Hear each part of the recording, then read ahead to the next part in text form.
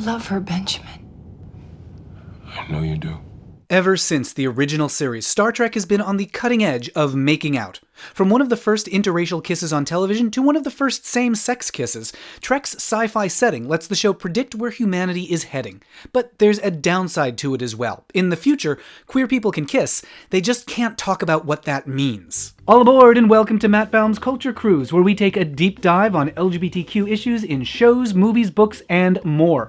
On this voyage, we're heading into space, deep space, with the DS9 episode Rejoined in 1995. This episode features television's first same-sex space kiss, a clever indictment of the closet, and a magic egg. The cruise is made possible through the support of folks like Cameron Brown, who pledge $1 or more a month on Patreon. Visit the link in the description or patreon.com/mattbaum to help support the show. When it aired in the mid-90s, Deep Space Nine was the queerest installment in the Star Trek franchise to date. But for most of its run, the show had only occasional flashes of queer subtext, never actually addressing same-sex romance. There was the time Garak cruised Bashir. I have a clothing shop nearby, so if you should require any apparel or simply wish, as I do, for a bit of enjoyable company now and then, I'm at your disposal, Doctor. Garak's flirtatiousness is pretty clear in this scene, and the actor said that he wanted to play Garak as pansexual, but the writers just wouldn't go along with it. So his relationship with the Doctor remained permanently stuck in a sort of adorable high school flirtation. Then these are for you. Delavian chocolates. Then there's the episode where a Ferengi woman poses as a man and Dax momentarily thinks she's gay, and the time Mirror Universe Kira got to kiss a girl.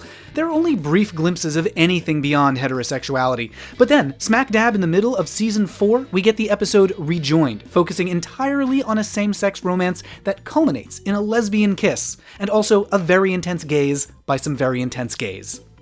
Here's the setup.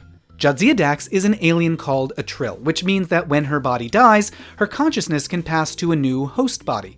In this way, she's able to live for multiple lifetimes and in multiple bodies, thanks to a giant slug that lives in her belly. Quite disgusting, actually. Most of the time, that's no big deal. I've never let my past lives interfere with my job, and I'm not going to start now. But that all changes when she has an awkward encounter with an ex. You know that woman. I know her. She used to be my wife. Dax's former wife, Leonora Kahn, is also a Trill. Several lifetimes and several bodies ago, they were married to each other. Back then, Kahn was in a woman's body and Dax was in a man's.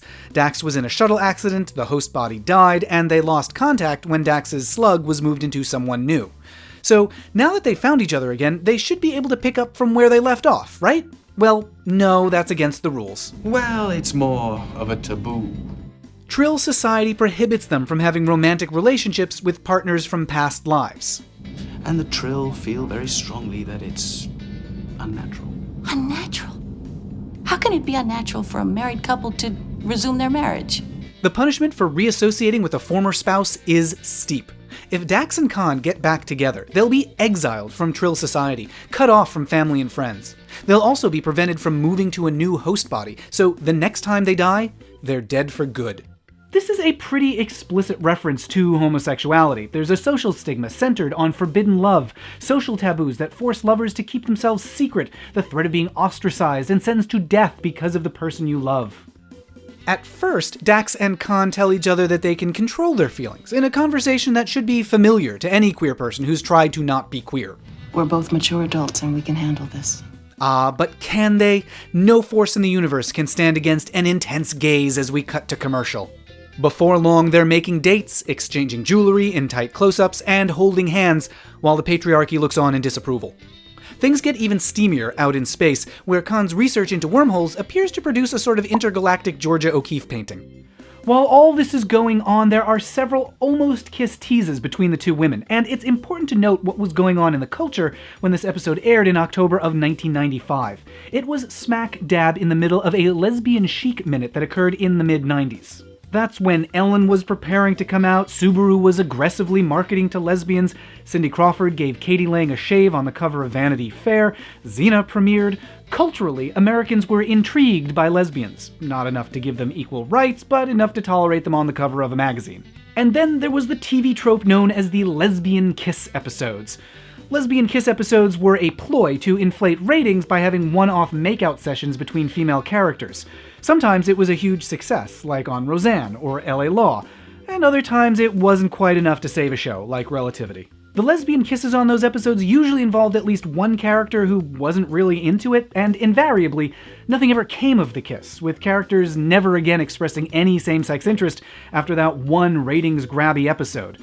They were just controversial ploys to get viewers to tune in during Sweeps Week, which is when ratings determine the ad rates for the rest of the year. So on one hand, these tropes are super exploitative, but on the other, they did provide an opportunity for at least some visibility for same-sex couples. And they laid the groundwork for more substantial representation that would come about a decade later, like Willow and Tara on Buffy. But in 1995, the maximum lesbianism that TV could tolerate was a little awkward fumbling. Congratulations to the happy couple. Except, oh right, the whole taboo thing. But I want you to think about what will happen if you pursue this. Because it's the 90s, DS9 can't talk about homosexuality, so it does the next best thing. It creates a metaphor in the form of their weird slug-based social taboo. They're talking about trill rules about reassociation, but behind their words is a conversation about two women in love. I love her, Benjamin. If I were in your position, I'd probably be just as ready to throw away everything for the person I love. Dax knows how she feels. She knows what she wants. She's ready to back her space U-Haul up to Khan's place. The two of us together, you know what that would mean.